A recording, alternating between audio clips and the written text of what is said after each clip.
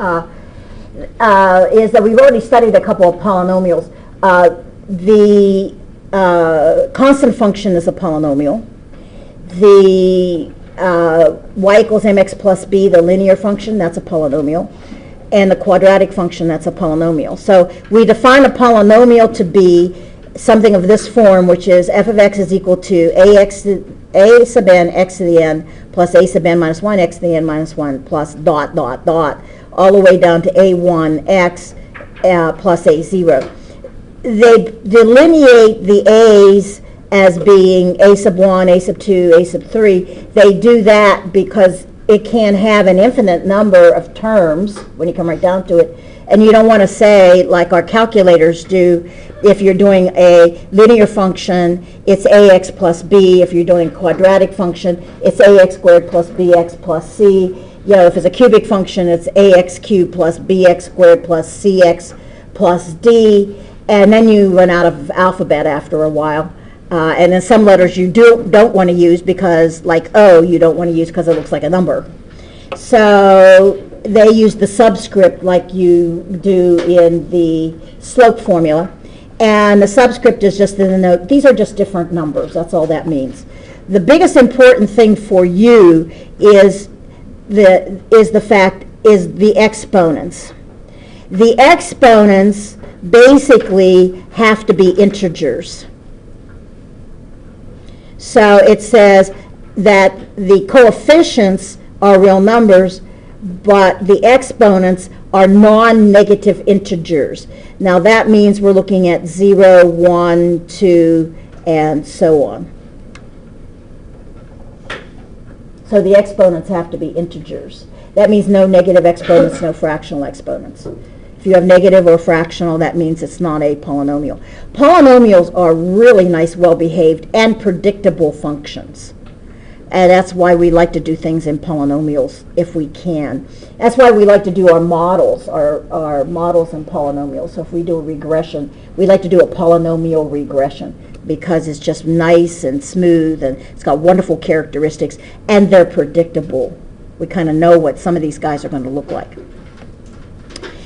The degree of a polynomial in one variable. Now we do it in more than one variable in intermediate algebra, but in one variable is going to be just the highest degree of any term. So it's the highest power that appears. And that's the way it's going to be. For those of you going into 212, that's the way it's going to be.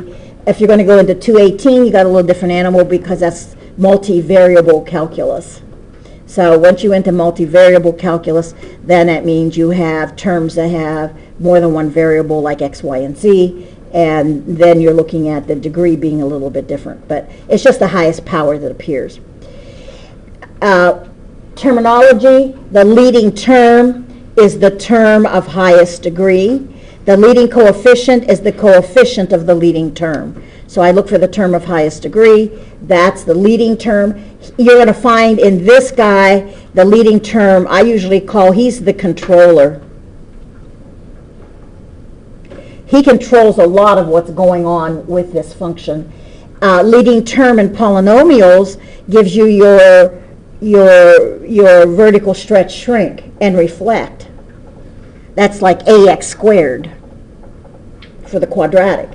If a is bigger than 1, it's a vertical stretch. If a is smaller than 1, it's a vertical shrink, and then if a is negative, it's a reflect. So essentially the leading term basically is a big controller of what's going to go on, and that's something that we'll see whenever we study the rational functions. And then, of course, the leading coefficient is the coefficient of the leading term. So you don't have a nickname for leading coefficient? I don't understand what you mean by that. Yep, controller, leading term. Yeah. So homework examples. Is 5x squared plus 4x to the fourth, is that a polynomial? Yes. Yes, so this is a polynomial. That's all they want to know.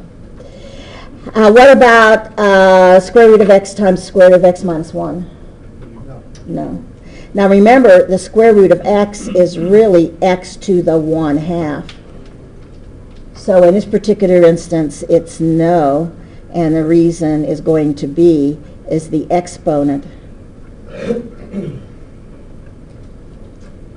is a fraction. The exponent is a fraction. So the answer is no, it's not a polynomial. Things that's going to kind of drive you a little bit crazy, words we use interchangeably. These all mean the same thing. Roots. Now we use roots right now in intermediate when we're talking about square root. This is a different root. Zeros, solutions, x-intercepts, they all mean the same thing. The only difference is that the x-intercepts must be real numbers. But if I have imaginary roots, I can have imaginary solutions, but I can't have imaginary x-intercept. I can have an imaginary zero. So everything means the same thing, except x-intercepts have to be real numbers. The other ones do not. In problems 27 through 40, there's transformations. I'm going to leave you on your own on the transformations, and if you have any questions, bring them up in class, and then we'll talk about what you're having problems on, and then review what you need to review at that time. So there's no sense going into that, and then we'll narrow it down to where you have your questions and where you have your problems. So problems 41 through 48, it says form a polynomial whose zeros and degree are given. We are working backward. That says I want a polynomial who has zeros, x-intercepts, solutions,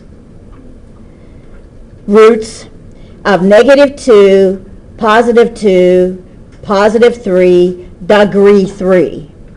Now, if these are the zeros, then this means that when I solved it, that x had to have been equal to -2, x had to have been equal to +2, and x had to have been equal to 3. That's how I got those three numbers. If those are the three numbers, this means that the factors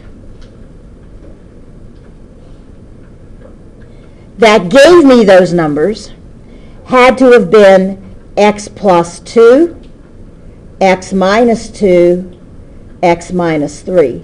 Those were the factors.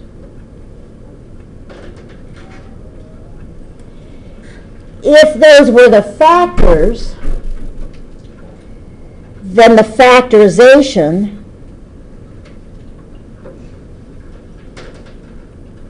had to have been x plus 2, x minus 2, x minus 3 equals 0. So that had to have been the factorization. Now, to be honest with you, I'll multiply this one out. I normally don't because I'm too lazy. So what is the polynomial? It says form a polynomial whose zeros and degree are given. Well, the polynomial we'll call p of x, p for polynomial. You could call it f of x because it is a function. Is going to be, I'm going to multiply these two together. That's the easiest. Yeah. This is x squared minus 4 times x minus 3.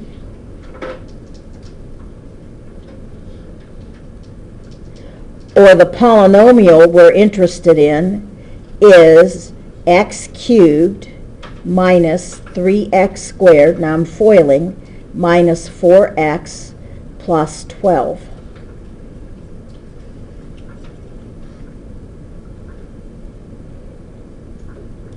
This is a polynomial, not necessarily the polynomial.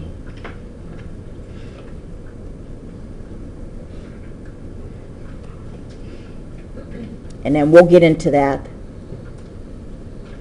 later. But this is a polynomial that has these zeros. And by the way, that's a large part of this chapter. Find the zeros, find the factorization. Find the zeros, find the factorization. Given the zeros, work your way backwards.